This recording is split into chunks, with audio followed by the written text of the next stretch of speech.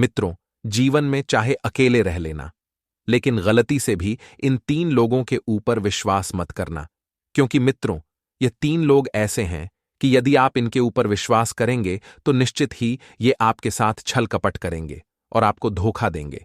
मित्रों, अगर आप जानना चाहते हैं कि वह 3 लोग कौन से हैं जिसके ऊपर विश्वास करने पर आपको धोखा मिलता है, तो आइए मित्रों, आज हम आपको एक सच्ची कहानी के माध्यम से बताने का प्रयास करेंगे कि वह 3 लोग कौन हैं जिसके ऊपर विश्वास करने पर आपको धोखा मिलता है। प्रिय मित्रों, आपसे निवेदन है कि आप इस कहानी को अंत तक जरूर सुनें, तभी आप जान सकेंगे कि वे 3 लोग कौन से हैं। मित्रों, मैं जगत कल्याणनी श्री राधा रानी जी से हाथ जोड़कर प्रार्थना करता हूं कि जो भी श्रोतागण इस कथा को सुन रहे हैं, आप उनके सभी मनोरथ पूर्ण कर देना और उनके घर खुशियों से भर देना। तो चलिए मित्रों, आपका ज्यादा समय ना लेते हुए कहानी को प्रारंभ करते हैं। मित्रों, एक बार की बात है, भगवान श्री कृष्ण जी द्वारिका नगरी में बैठे विश्राम कर रहे थे और रानी रुक्मणी उनके पैर दबा रही थी। तभी रानी रुक्मणी कहती हैं, हे नाथ, आज मैं आपके मुख से कोई ज्ञानवर्धक कहानी सुनना चाहती हूँ।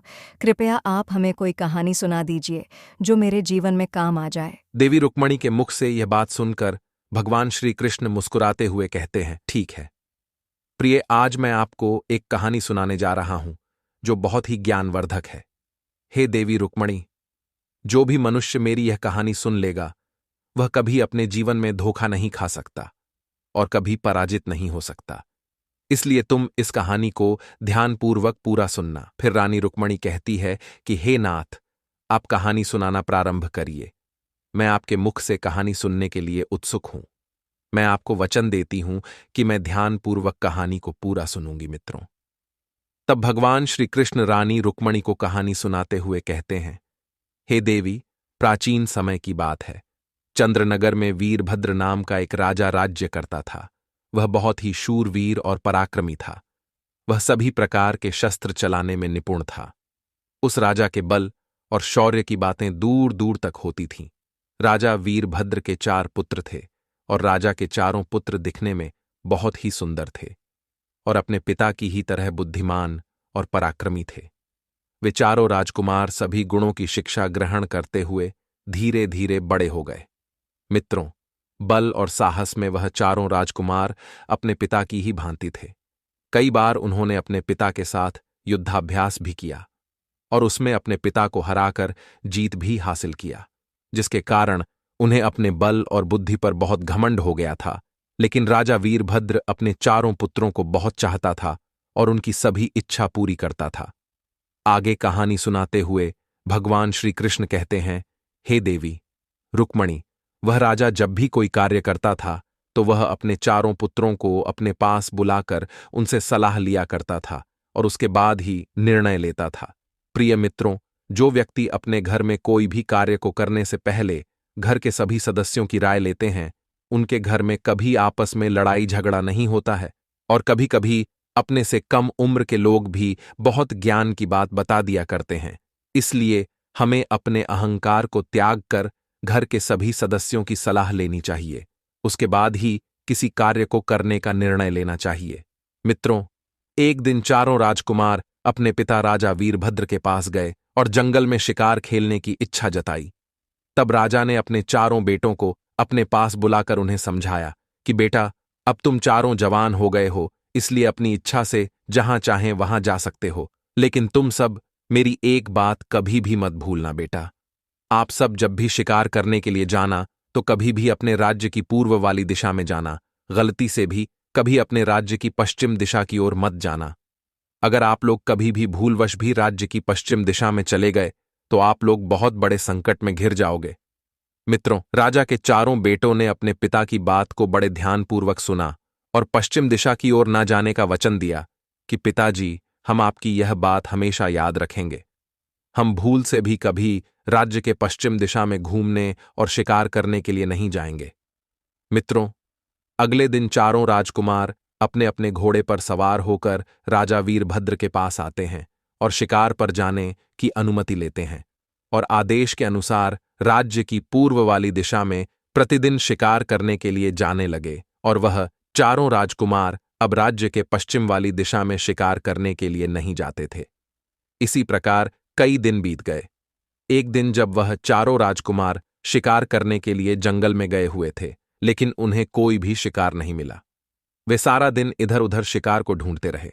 मित्रों, शिकार ढूंढते ढूंढते उन्हें शाम हो जाती है, तो वह चारों राजकुमार अपने महल की ओर लौटने लगते हैं। पूरे दिन परिश्रम करने पर भी उन्हें कोई शिकार नहीं मिला था। वे निराश होकर वापस लौट रहे थे।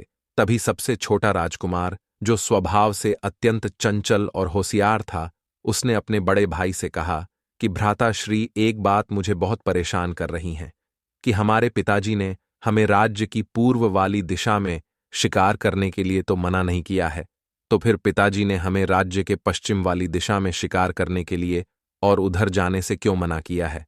आखिर क्या बात हो सकती है? पिताजी ने ऐसा क्यों कहा है? हो ना हो, इसके पीछे कोई बड़ी बात ही होगी। हमें तो लगता है कि हमारे पिताजी ने पूर्व दिशा के जितने भी राजा थे, उन्हें युद्ध में पराजित कर दिया होगा, लेकिन पिताजी राज्य के पश्चिम दिशा वाले राजा से युद्ध में हार गए होंगे, इसीलिए उन्होंने हमें राज्य के पीछे जाने के लिए मना किया है। तब बड़ा राजकुमार कहने लगा, नहीं अनुज, ऐसा कदापि नहीं है। पिताजी बहुत पराक्रमी योद्धा हैं। हमें उनके पराक्रम और युद्ध कौशल पर संदेश नहीं करना चाहिए। फिर छोटा राजकुमार कहने लगा, हे भ्राता, मुझे तो कुछ ऐसा ही लगता है कि हमारे पिता राज्य के पश्चिम दिशा वाले राजा से युद्ध में हार गए हैं, और उसी राजा के डर की वजह से हम लोगों को मना किया है कि हम राज्य के पश्चिम दिशा में शिकार करने ना जाएं। मेरा तो मानना है कि कल सुबह हमें राज्य के पश्चिम वाली दिशा में चलकर देखना चाहिए और इस बात का पता लगाना चाहिए कि पिताजी ने हमें उस दिशा में जाने से क्यों मना किया है। वैसे भी हम चारों भाई साहसी और निडर हैं और महान योद्धा भी हैं। हमें अपनी वीरता पर जरा भी संदेह नहीं करना चाहिए। अगर हम शिकार करने के लिए राज्य के पश्चिम दिशा में जाएंगे तो राज्य में हमारी और भी अधिक प्रशंसा होगी। कल सुबह हम चारों भाई पश्चिम दिशा में शिकार करने जाएंगे और वहां देखेंगे कि ऐसा क्या है जो पिताश्री उस दिशा में जाने से मना करते हैं, और साथ में यह भी देखेंगे कि हमारी बात सत्य है या नहीं कि राज्य के पश्चिम दिशा वाले राजाओं से हमारे पिताजी क्या हार गए थे। प्रिय मित्रों, आगे की कथा सुनाते हुए भगवान श्री कृष्ण कहते हैं, हे देवी, छोटे राजकुमार की बात सुनकर बड़े राजकुमारों को भी लगने लगा कि शायद हमारे पिता उस राजा से हार गए होंगे।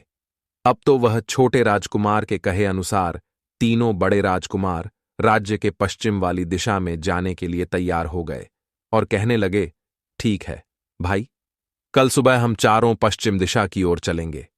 यह तय करके वह चारों राजकुमार अपने महल में चले आते हैं और भोजन करके अपने कक्ष में जाकर आराम करने लगते हैं।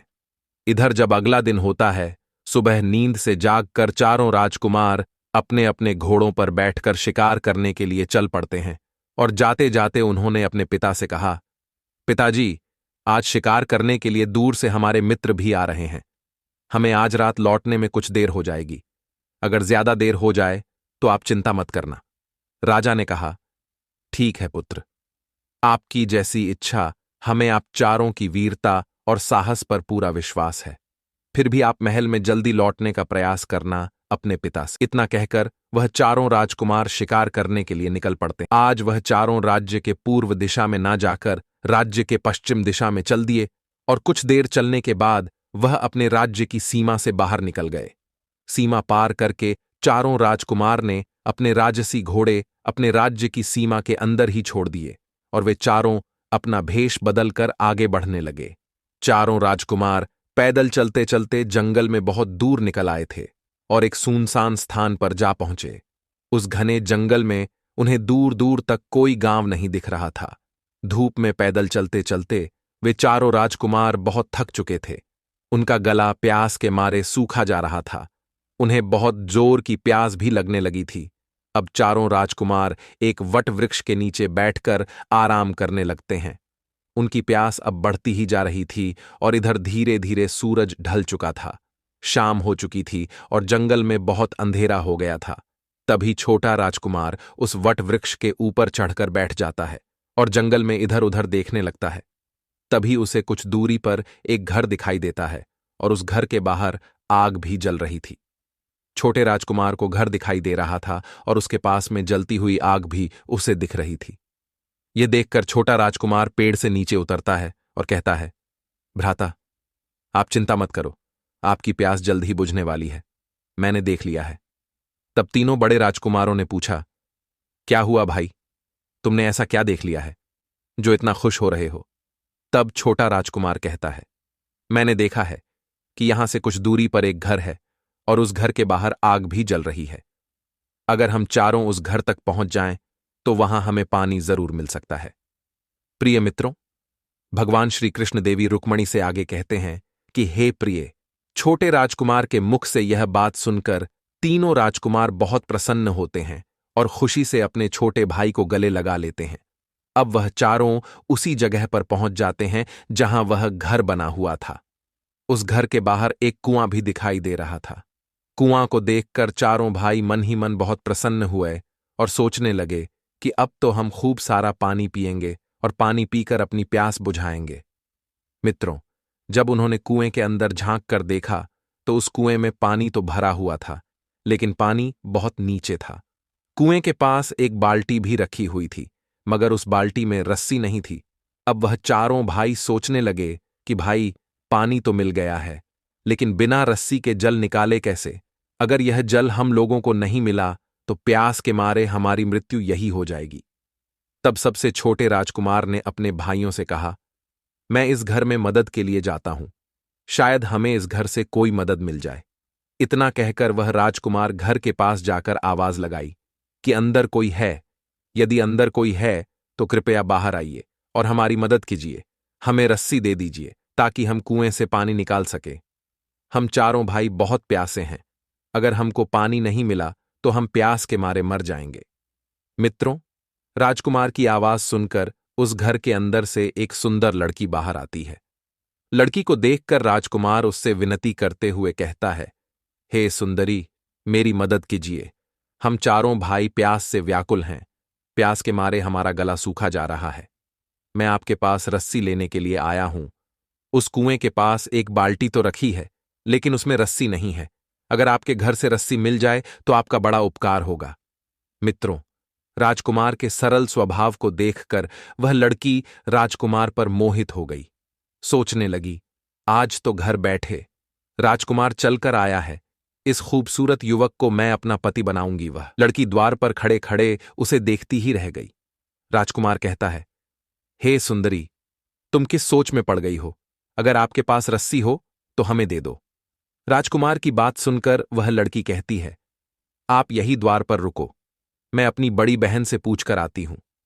तब वह सुंदर लड़की अंदर जाती है और अपनी बड़ी बहन से कहती है कि बहन, द्वार पर एक नौजवान युवक आया है जो देखने में किसी अमीर खानदान का मालूम पड़ता है। उसकी वेशभूषा राजकुमार जैसी मालूम पड़ रही है। वह द्वार पर खड़ा है और रस्सी लेने के लिए आया है। बेचारा प्यास से व्याकुल है। यह सुनकर उसकी बड़ी बहन भी द्वार पर पहुंच जाती है और उस राजकुमार को देखती है तो राजकुमार कहता है कि हे देवी, मेरी मदद कीजिए। यदि आपके घर से हमें रस्सी मिल जाए तो हमें कुएं से पानी निकालकर पीने में आसानी हो जाएगी। हम चारों भाई बहुत प्यासे हैं। यदि हमें पानी नहीं मिलेगा तो हम चारों भाई प्यास से मर जाएंगे। कृपया आप हमें रस्सी दे दो, आपका बहुत उपकार होगा। राजकुमार की बात सुनकर उसकी बड़ी बहन कहती है कि रस्सी तो आपको हमारे पास मिल जाएगी, लेकिन आप सभी को हमारी एक शर्त मानना पड़ेगा। अगर उस शर्त को आप लोगों ने पूरा कर दिया तो हम आपको रस्सी अवश्य देंगे, और रस्सी ही नहीं बल्कि हम स्वयं आपको पानी पिलाएंगे और हमारे घर में भोजन भी कराएंगे। मित्रों, आगे की कथा सुनाते हुए भगवान श्री कृष्ण कहते हैं, हे देवी, वह राजकुमार उस लड़की से कहता है, ठीक है, आप कुछ देर इंतजार करिए, मैं अपने भाइयों से पूछ लेता हूं, वह जैसा कहेंगे हम वैसा ही करेंगे। फिर वह राजकुमार भागता हुआ अपने तीनों भाइयों के पास में जाता है और सारी बात उनसे कहता है कि भाइयों, पानी तो पीने को मिल जाएगा, लेकिन उन लड़कियों की कोई शर्त है, हमें वह माननी पड़ेगी। उन्होंने कहा कि अगर आप हमारी शर्त मान लेते हो तो आपको प्यास बुझाने के लिए पानी भी मिलेगा और साथ में खाना भी मिलेगा और विश्राम करने के लिए घर में जगह भी मिलेगी। यह सुनकर तीनों राजकुमार सोच में पड़ गए, किंतु उनके पास और कोई रास्ता भी नहीं था और वे चारों राजकुमार बहुत प्यासे भी थे। उन्हें उस समय कुछ समझ भी नहीं आ रहा था। उन सभी ने उस समय पानी पीकर सिर्फ अपनी जान बचाना ही उचित समझा और सभी राजकुमारों ने निर्णय लिया कि वह उन लड़कियों की शर्त मान लेंगे। मित्रों, इस प्रकार अपने तीनों भाइयों से पूछकर वह छोटा राजकुमार एक बार फिर उसी घर के द्वार पर उस सुंदर लड़की की बहन के पास आ जाता है और कहने लगा, हम सभी भाई ने मिलकर यह निर्णय लिया है कि हम आपकी सभी शर्त मानने को तैयार हैं, लेकिन हमें जल्दी से पानी पिला दीजिए और यह भी बता दीजिए कि आपकी शर्त क्या है। तब उस लड़की की बड़ी बहन कहती है कि हे नवयुवक, हम लोगों की शर्त यह है कि हम 4 बहनें हैं और हम चारों बहनें बहुत सुंदर और रूपवान हैं और अभी तक कुंवारी हैं। आज तक हमें तुम्हारे जैसा कोई सुंदर पुरुष नहीं मिला है, इसलिए अब तक हम चारों बहन कुंवारी हैं और तुम चारों भाइयों को हमारी बहनों से विवाह करना होगा, तभी हम तुम्हें पानी पिलाएंगे और तुम्हें अपने घर में बैठाकर अपने हाथों से स्वादिष्ट खाना भी खिलाएंगे। उस लड़की की यह शर्त सुनकर वह राजकुमार असमंजस में पड़ गया कि यह कैसी शर्त है। हम चारों भाई पिताजी की अनुमति के बिना विवाह कैसे कर सकते हैं। तब वह राजकुमार कहता है, हे सुंदरी, तुम यहीं रुको, मैं अपने भाइयों से पूछ कर आता हूं। वह राजकुमार दोबारा से अपने भाइयों के पास भागते हुए जा पहुंचा। छोटे राजकुमार को इस तरह आते देख सभी परेशान हो गए और पूछा, क्या हुआ अनुज, क्या बात है, तुम इतना परेशान क्यों हो रहे हो। फिर वह राजकुमार उस लड़की के शर्त के बारे में बताता है कि भ्राताश्री, उस रूपवान लड़की की 3 बहनें और हैं। अगर हम चारों उन चारों लड़कियों से विवाह कर लेते हैं तो हमें पानी पीने को मिल जाएगा, नहीं तो हमें प्यासे ही मरना पड़ेगा। उस लड़की ने कहा है कि अगर हम उसकी बात मान लेंगे तो हमें पीने के लिए पानी भी मिलेगा और साथ ही खाने के लिए स्वादिष्ट खाना भी मिलेगा और आराम करने के लिए घर भी मिलेगा। और यदि हम सब ने उनकी यह शर्त नहीं मानी तो वे हमें पीने के लिए पानी नहीं देंगी। तभी एक राजकुमार ने कहा कि हम उनसे विवाह कैसे कर सकते हैं, हम तो उन्हें जानते भी नहीं हैं। अगर हम उनसे विवाह कर लेंगे तो हमारे पिताजी नाराज हो जाएंगे और वे हमें कठोर दंड देंगे और हमें राज्य से बाहर निकाल देंगे। पिताजी, हम सब का विवाह किसी बड़े राजघराने की राजकुमारियों के साथ करना चाहते हैं। यदि हम सब ने पिताजी के मर्जी के खिलाफ विवाह कर लिया तो सारे राज्य में उनका अपमान होगा। तब बड़ा राजकुमार कहने लगा, सुनो भाइयों, अगर हम जीवित बच पाएंगे तभी तो हमारे पिता हम लोगों का विवाह कर पाएंगे। अगर आप लोग यह भूल गए हैं कि हम लोगों को पानी नहीं मिला तो हम वैसे भी मर जाएंगे। अब जो होगा देखा जाएगा। पहले पानी पी करके अपनी प्यास बुझाते हैं, उसके बाद देखते हैं कि पिताजी को क्या कहना है। और वैसे भी हम राजकुमार हैं, एक राजा के पुत्र हैं, हम एक नहीं कई विवाह कर सकते हैं, इसमें कोई समस्या की बात नहीं है। इसलिए पहले यहां इनसे विवाह कर लेते हैं और पानी पी करके अपनी जान बचाते हैं। प्रिय मित्रों, वे चारों राजकुमार उस लड़की की शर्त मान लेते हैं और उससे विवाह करने के लिए मान जाते हैं और चारों राजकुमार उस लड़की के घर जा पहुंचते हैं और उन चारों लड़कियों से कहते हैं कि हमें आप लोगों की शर्त स्वीकार है, अब आप हमें जल्दी से पानी पिला दो, हमारा प्यास से गला सूखा जा रहा है। यह सुनकर वह चारों बहनें खुश हो जाती हैं और उन चारों राजकुमारों को पानी लाकर देती हैं और उनके लिए तरह तरह के स्वादिष्ट व्यंजन बनाती हैं और राजकुमारों को अपने हाथ से खाना खिलाती है। खाना खिलाने के बाद बड़ी लड़की राजकुमारों से कहती है कि अब हम विवाह की तैयारी कर लेते हैं, तब तक आप चारों विवाह के लिए तैयार हो जाइए। जब चारों राजकुमार पानी पी लेते हैं और भोजन कर लेते हैं तो उनमें से मझले राजकुमार ने अपने भाइयों से कहा, यदि हम इनकी शर्त स्वीकार ना करें तो ये हमारा क्या कर सकती हैं। हम चारों इतने बलवान और शक्तिशाली हैं कि ये हमारा कुछ नहीं कर सकती। यदि यह कुछ भी बोलेंगी तो इन्हें डरा धमका कर चुप करा देंगे। मित्रों, यह सब सोचकर मझला राजकुमार कहता है, तुम सब ध्यान से सुनो, हमें तुमसे कोई विवाह नहीं करना है। हमने तो पानी पीने के लिए तुमसे कह दिया था, परंतु अब हम अपने पिताजी से पूछे बिना तुम सबसे विवाह नहीं कर सकते। यदि तुम सब ने कुछ भी किया तो तुम्हें इसके बदले में कड़ी सजा मिलेगी। हम सभी राजा वीरभद्र के बेटे हैं, अब हम यहां से जा रहे हैं। उस राजकुमार की ऐसी बातें सुनने के बाद वह चारों लड़कियां अपने असली रूप में आ जाती हैं। मित्रों, उन लड़कियों का असली रूप देखकर चारों राजकुमार भयभीत हो जाते हैं, मानो उनके पैरों तले से जमीन खिसक गई हो। मित्रों, क्योंकि वह चारों लड़कियां राक्षसी थीं उनके बड़े बड़े बाल थे और उनके बड़े बड़े दांत थे। उनका यह डरावना रूप देखकर चारों राजकुमार उनसे माफी मांगते हैं और कहते हैं, मुझे माफ कर दो, मुझसे गलती हो गई है। हम सभी भाई तुमसे विवाह करने के लिए तैयार हैं। मित्रों, बड़ा राजकुमार अपने भाइयों को समझाता है और कहता है कि यह राक्षसी है। अगर हमने उनकी बात नहीं मानी तो यह हमको मार डालेंगी। मित्रों, उन राजकुमारों के क्षमा मांगने पर चारों राक्षसी फिर से सुंदर लड़की का रूप धारण कर लेती है। फिर भगवान श्री कृष्ण देवी रुक्मणी से कहते हैं, हे देवी, अब तो उन चारों लड़कियों का विवाह हो जाता है। और विवाह करके वह लड़कियां बड़ी खुश थीं। वह अपने अपने पति के साथ खूब मौज मस्ती करती थी और अपने पतियों के साथ खूब भोग विलास करती थी। उन्हें तरह तरह के स्वादिष्ट व्यंजन बनाकर खिलाया करती थी। जब सभी राजकुमार दोपहर में सो जाते तो वे जंगल में शिकार करने चली जाती थीं। इस प्रकार कई महीने बीत गए। मित्रों, जो छोटा राजकुमार था उसकी पत्नी उससे सच्चा प्रेम करने लगी थीं। धीरे धीरे समय बीतता गया। पत्नियों के हाथ का स्वादिष्ट भोजन खाकर तीनों राजकुमार खूब मोटे ताजे हो रहे थे और उनके चेहरे पर अलग ही तेज चमक रहा था।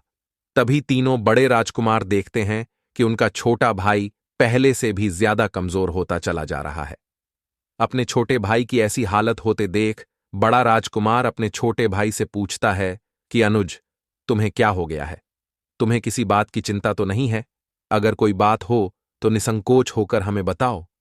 तब छोटा राजकुमार बताता है कि भ्राता श्री, मेरी पत्नी मुझे प्रेम से खाना नहीं खिलाती है। मैं जब भी उसके साथ खाना खाने बैठता हूं तो वहीं दूसरी ओर मुंह करके जोर जोर से विलाप करने लगती है और उसके इस प्रकार से रोने की वजह से मैं खाना नहीं खाता हूं और मैं भूखा रह जाता हूं। इसलिए मैं इतना कमजोर हो चुका हूं। मुझे समझ में नहीं आता है कि मेरी पत्नी क्यों रोती है।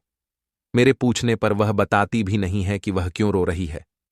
छोटे भाई की बात सुनकर बड़ा भाई कहता है कि भाई, जरूर कोई तो वजह होगी जिस कारण तुम्हारी पत्नी रोज शाम को खाना खिलाते समय रोने लगती है।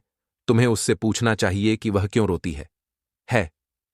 तब वह राजकुमार कहता है, हे भ्राता श्री, मैंने उससे कई बार पूछा है कि तुम खाना खिलाते समय क्यों रोती हो, लेकिन वह मुझे कुछ नहीं बताती है कि वह क्यों रोती है। वह बस इतना बोल देती है कि मेरी आदत है रोने की। जब भी मेरा रोने का मन होता है तो मैं रोने लगती हूं। वह ऐसे ही कोई ना कोई बहाना बना देती है, परंतु वह बताती नहीं है कि मेरे खाना खाते समय वह क्यों रोती है। तभी मंझला वाला राजकुमार कहता है कि भाई, मैं तुम्हें एक योजना बताता हूं। आज जब तुम खाना खाने के लिए बैठना तो तुम अपनी पत्नी से कहना कि जब तक तुम मुझे अपने रोने का कारण नहीं बताओगी तब तक मैं खाना नहीं खाऊंगा, चाहे जो भी हो जाए। मित्रों, छोटे राजकुमार को अपने भाई की योजना समझ में आ जाती है और वह मन में विचार करता है कि आज रात मैं अपनी पत्नी के सामने ऐसा नाटक करूंगा। मित्रों, शाम हो गई। सबकी पत्नियां अपने अपने पति के लिए भोजन लेकर उनके कमरे में चली जाती हैं। इधर छोटे राजकुमार की पत्नी भी खाना लेकर अपने पति के लिए आती है। मित्रों, जैसे ही छोटा राजकुमार खाना खाने लगता है तभी उसकी पत्नी दूसरी ओर मुंह करके रोने लगती है। तब वह राजकुमार अपनी पत्नी से पूछता है कि तुम क्यों रो रही हो? जब भी मैं खाना खाता हूं तो तुम रोने लगती हो। आज तुम्हें सच बताना ही होगा। तब उसकी पत्नी कहती है कि आप खाना खा लीजिए, मेरी तो रोज की आदत है। मेरा जब भी मन होता है तो मैं थोड़ा रो लेती हूं। लेकिन वह छोटा राजकुमार समझ रहा था कि यह मेरी पत्नी मुझसे झूठ बोल रही है। तब वह राजकुमार अपनी पत्नी से हठ करने लगा कि जब तक तुम मुझे सच नहीं बताओगी मैं भोजन नहीं करूंगा, चाहे मेरे प्राण ही क्यों ना निकल जाए हैं। अपने पति के मुख से ऐसे शब्द सुनकर वह लड़की डर गई और उसने घबराकर कहा, आप तो मेरे पति हैं, मैं आपसे बेहद प्रेम करती हूं। यदि आपको कुछ हो गया तो मैं कैसे रहूंगी? मेरा क्या होगा? तब वह राजकुमार कहता है, यदि तुम मुझसे इतना प्रेम करती हो तो मुझे सच क्यों नहीं बता रही हो? फिर वह लड़की कहती है, ठीक है, मैं अपने रोने का कारण आपको बता देती हूं। मित्रों, आगे भगवान श्री कृष्ण कहते हैं, हे देवी रुक्मणी। वह लड़की रोने का कारण बताते हुए कहती हैं, हे पतिदेव, मेरी जो बहनें हैं यह एक राक्षसी है और मैं भी एक राक्षसी ही हूं, किंतु मुझमें और उनमें बहुत अंतर है। मेरी बहनें रोज जंगल में जाती हैं और वहां जंगली जानवरों को मारकर उनका मांस खाती है और अपना पेट भरती है। मैं इस बात को लेकर हमेशा चिंतित रहती हूं कि जिस दिन उन्हें जंगल में किसी जानवर का मांस नहीं मिलेगा, उस दिन वह आपके भाइयों को मारकर खा लेंगी और आपके तीनों भाई बिना किसी अपराध के मारे जाएंगे। मुझे पता है कि आप अपने भाइयों से बहुत प्रेम करते हैं। यह देखकर आपको बहुत बुरा लगेगा और बदला लेने के लिए आप उन पर वार करेंगे और उनके हाथों मारे जाएंगे। मैं नहीं चाहती कि ऐसा कुछ हो, क्योंकि मैं आपसे बहुत प्रेम करती हूं। परंतु मेरी जो तीनों बहनें हैं वह किसी से सच्चा प्यार नहीं करती हैं। उन्हें जिस दिन अपनी भूख मिटाने के लिए भोजन नहीं मिलेगा, उस दिन वह अपने पति को मारकर अपना भोजन बना लेंगी।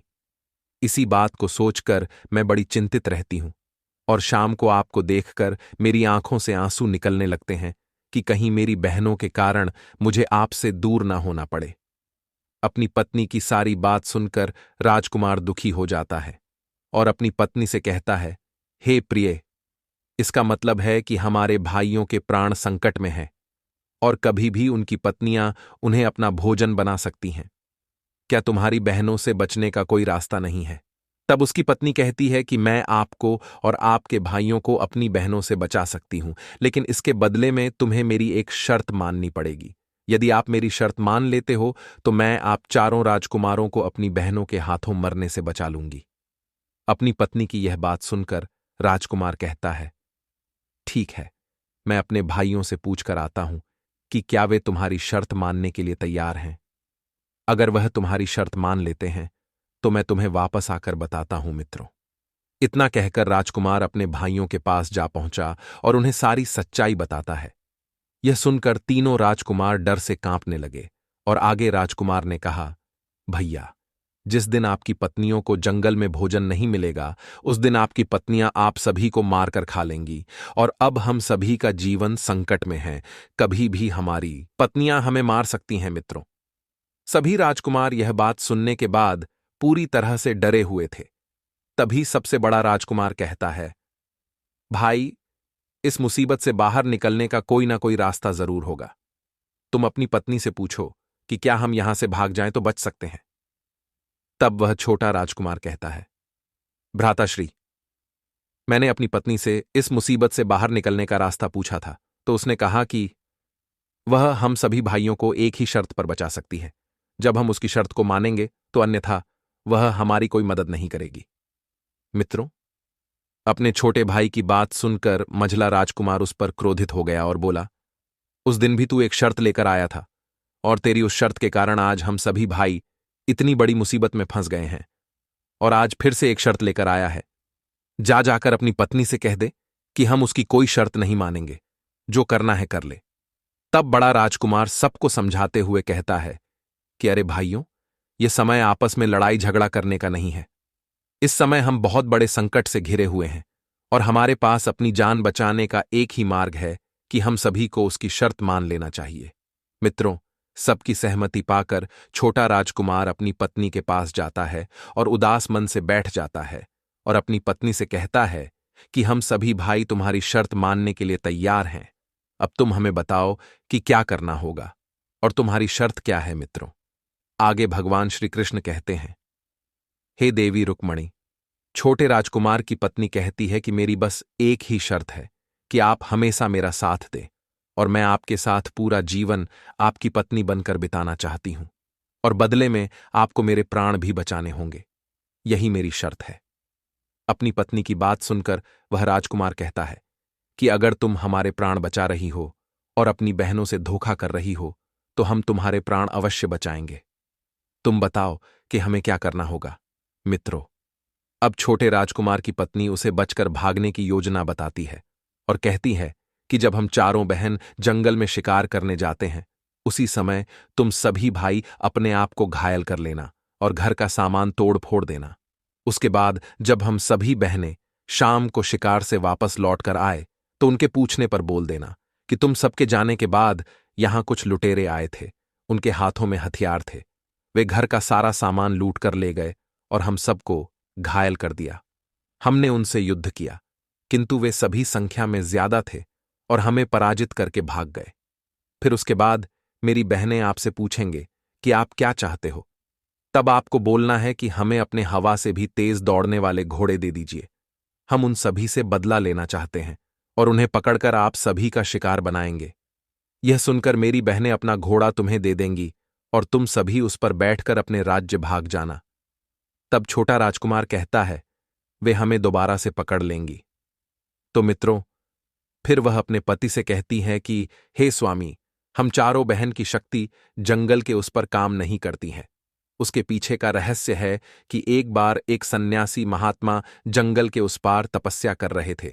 तभी हम सभी बहनों ने उन्हें अपना शिकार बनाने के लिए सोचा और उन पर आक्रमण कर दिया, किंतु उनके तेज के आगे हम कुछ नहीं कर सके और हम सब निष्फल रहे।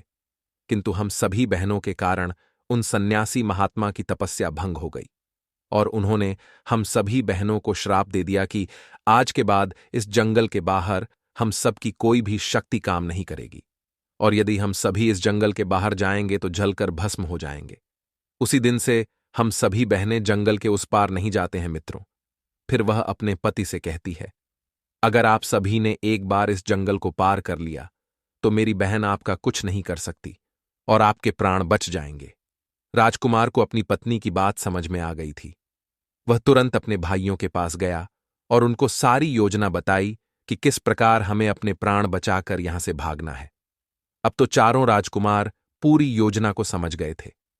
अगले ही दिन जब चारों राजकुमार की पत्नियां शिकार करने चली गईं, तो उसी बीच मौका पाकर चारों ने एक दूसरे को घायल कर दिया और घर का सामान इधर उधर फेंक दिया। जब शाम को उन चारों राजकुमार की पत्नियां जंगल से शिकार करके वापस आईं, तो अपने अपने पति को घायल अवस्था में देखकर वह पूछती है कि आपकी ऐसी हालत किसने की है? इस जंगल में ऐसी किसकी हिम्मत है जो हमारे पति के साथ ऐसा करे? तब वह चारों राजकुमार बताते हैं कि जब तुम चारों शिकार करने जंगल में चली गई थीं, उसी समय बहुत से लुटेरे आए थे और उनके हाथ में धारदार हथियार थे। उन्होंने हम सभी पर अचानक से हमला कर दिया और हमें घायल कर दिया और घर का सारा सामान इधर उधर फेंक दिया। हमने उन्हें पकड़ने की कोशिश की, लेकिन उनके घोड़े बहुत तेज दौड़ रहे थे और हम कुछ भी नहीं कर सके। यह सुनकर उनकी पत्नियां गुस्से से लाल हो गईं और बोली, इस जंगल में किसकी इतनी हिम्मत हो गई जो हमारे ही घर में आकर हमारे पति को मारे? फिर वह पत्नियां पूछने लगी कि पतिदेव बताइए, हम आपके लिए क्या कर सकते हैं? अगर आप कहें तो हम उन लुटेरों को मारकर आपके सामने आपके चरणों में लाकर रख सकते हैं। तब वह राजकुमार अपनी पत्नी से कहते हैं, नहीं प्रिय, आप एक स्त्री हो। अगर मैंने शत्रु से बदला लेने के लिए तुम्हें भेज दिया तो इससे हमारी बदनामी होगी। सब कहेंगे कि ये राजकुमार कितने दुर्बल और कमजोर हैं जो अपना बदला लेने के लिए अपनी पत्नियों को भेज रहे हैं। इसलिए तुम सब उनके पास ना जाओ। यदि तुम मेरी सहायता करना चाहती हो तो तुम अपने हवा से भी तेज दौड़ने वाले अश्व दे, तो ताकि हम उन्हें आसानी से पकड़ सकें और उन्हें कड़ी से कड़ी सजा दे। मित्रों, आगे की कथा सुनाते हुए भगवान श्री कृष्ण कहते हैं, हे देवी रुक्मणी, वे चारों बहन आपस में विचार करती हैं कि हमारे पति ठीक ही कह रहे हैं, हम इन्हें कल सुबह अपने अपने अश्व सौंप देंगे। मित्रों, यह सुनकर तीनों राजकुमार बहुत खुश हो जाते हैं, लेकिन छोटा राजकुमार इस बात से दुखी था कि पता नहीं वह अपनी पत्नी से किया हुआ वादा पूरा कर पाएगा या नहीं। मित्रों, यही सोचते हुए वह सो जाता है। सुबह हुई तो छोटे राजकुमार की पत्नी उन सब के पास आई और उन्हें बगीचे में लेकर गई, जहां पर वे घोड़े बंधे थे, और हवा से भी तेज दौड़ने वाले घोड़े उन्हें दे देती है और कहती है कि जितनी जल्दी हो सके आप इस जंगल की सीमा को पार कर जाओ और लौटकर मत आना। मित्रों, वे चारों राजकुमार उस छोटी वाली राक्षसी का धन्यवाद करते हैं। जब वे चलने लगते हैं तो छोटा वाला राजकुमार अपनी पत्नी को पकड़कर रोने लगता है और कहता है, मुझे माफ कर देना। फिर वह कहती हैं, राजकुमारों, मैंने आपकी जान तो बचा ली, परंतु आपको मेरी शर्त तो याद है ना? आपको भी मेरी जान बचानी होगी। अगर कोई आपसे पूछे कि आपको यहां से बचने का रास्ता किसने बताया है, तो आप चुप रहना, किसी को कुछ भी मत बताना। अगर मेरी बहनों को पता चल गया कि यहां से भागने में मैंने तुम्हारी मदद की है, तो वे हमें जीवित नहीं छोड़ेंगी, वे हमें मार डालेंगी। इतना कहने के बाद वह राक्षसी अपने घर के अंदर चली जाती है और वे राजकुमार अपने घोड़े पर बैठकर उन्हें भगाते हुए शाम तक जंगल की सीमा पार कर जाते हैं।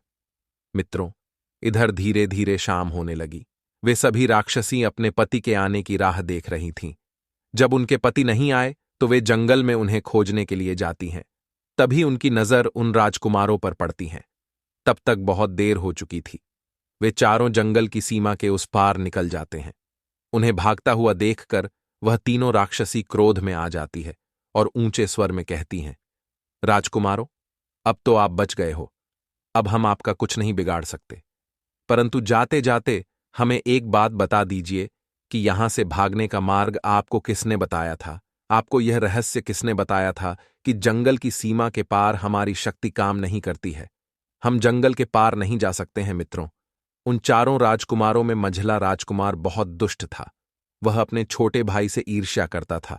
उसने जैसे ही उन तीनों राक्षसियों की आवाज सुनी तो उसने सोचा कि हम तो अपने प्राण बचा ही चुके हैं, अब हमें इस छोटी वाली राक्षसी से क्या लेना देना। चलो इन्हें बता देते हैं कि तुम्हारी ही छोटी बहन ने तुम्हारे साथ विश्वासघात किया है और हमारे प्राण बचाए हैं मित्रों। मंझला राजकुमार बताने ही वाला होता है। तभी छोटा राजकुमार हाथ जोड़ते हुए कहता है, भ्राताश्री, कृपया करके आप ऐसा मत करिए। आप इतने एहसान फरामोश नहीं हो सकते। जिस स्त्री ने हम सब की जान बचाई है, आप उसी की जान संकट में डाल रहे हैं। यदि आप ऐसा करेंगे तो स्वयं ईश्वर भी आपको माफ नहीं करेंगे और आपको घोर पाप लगेगा। मित्रों, वह राजकुमार बहुत ही क्रोध में था। उसने अपने छोटे भाई की एक भी बात नहीं सुनी और जंगल की सीमा के उस पार से जोर से चिल्लाते हुए बोला कि हे राक्षसी, तुम्हारी छोटी बहन ने ही तुम्हारे साथ विश्वासघात किया है और उसी ने हमें तुमसे बचने का रास्ता बताया है। यह सुनकर तीनों राक्षसी बहुत क्रोध में आ जाती हैं और तुरंत अपनी छोटी बहन पर टूट पड़ती है और उसे जान से मार देती हैं।